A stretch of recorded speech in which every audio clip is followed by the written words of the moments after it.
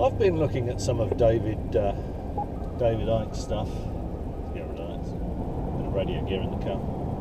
Forgot that was on actually. I've been looking at some David Icke stuff, and I don't know whether that guy is just nuts, or whether he's a complete fraudster, or whether he's both. He could be a complete fraudster that's a complete nutcase, but I mean, really, the Queen is a lizard in a rubber human suit. Get a life, Dave.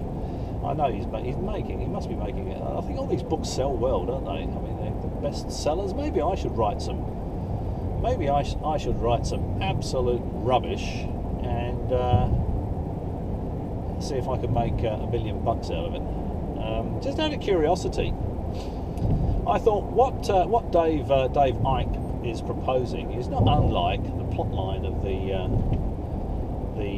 original television series V, where aliens come to Earth and they park their space. Well, okay, we don't get the spacecraft parked over the cities, but you can get the picture.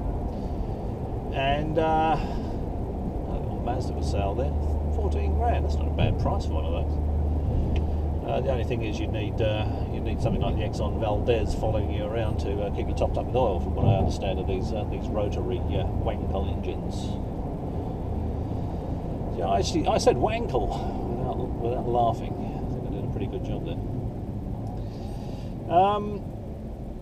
So if you look at the plot line of the original television series V, aliens come to Earth, and of course they're our pals. I thought it was a bit cheesy because, you know, it's obviously they obviously wanted to give the impression of the Nazis, you know, with even the colour scheme of the visitors was the Nazis, and the long banners, and very similar to the Nazi swastika symbol. And of course you've got some a Jewish family and some other Jewish people in there, so they can say, yes, we've seen all this all before. You know, it was just very, very cheesy. But and it was done in the early 80s. The effects weren't terribly good. But it just occurred to me that, you know, I think the first time they got suspicious about these visitors, and someone had a fight with one, and they actually tore the human skin off the face, and what was underneath was a green, scaly lizard. And I thought, okay, let's see when the television series, the original television series V, came out, and it was 1983. When did David Icke announce himself to be the son of the Godhead? I think it was 1990 or 1991. So he'd obviously seen the television series V. Now, either he's had a nervous breakdown and he's swallowed that hook, line and sinker, thought that the original television series V was some sort of documentary, or he thought, I'm getting fed up standing in goal here, especially on these cold mornings. I think he was a goalie, wasn't he, with Accrington Stanley, or one of these small Bravo Foxtrot teams.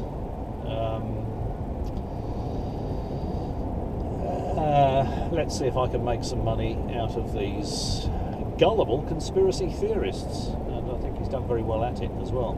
Very well at it. So I suppose I'd have to take my hat off to him for that. But I saw Jesse Ventura went to interview him, and he said, "Hey man, do you really believe these guys are lizards?" And I thought, yeah, go Jesse. And David Icke got really bent out of shape about it and stormed off. And I thought, this guy's just taking advantage of an awful lot of gullible fools, really.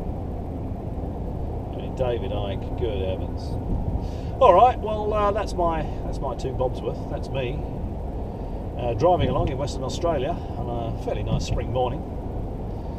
The haze you can see isn't fog. That's smoke from bushfires. They're burning off. There's a lot of natural bushland around here, and they're just burning off the ground litter. So if there is a bushfire, it makes it more controllable. Me driving around in Western Australia, mumbling about David Icke. Thanks for watching. Catch you next time.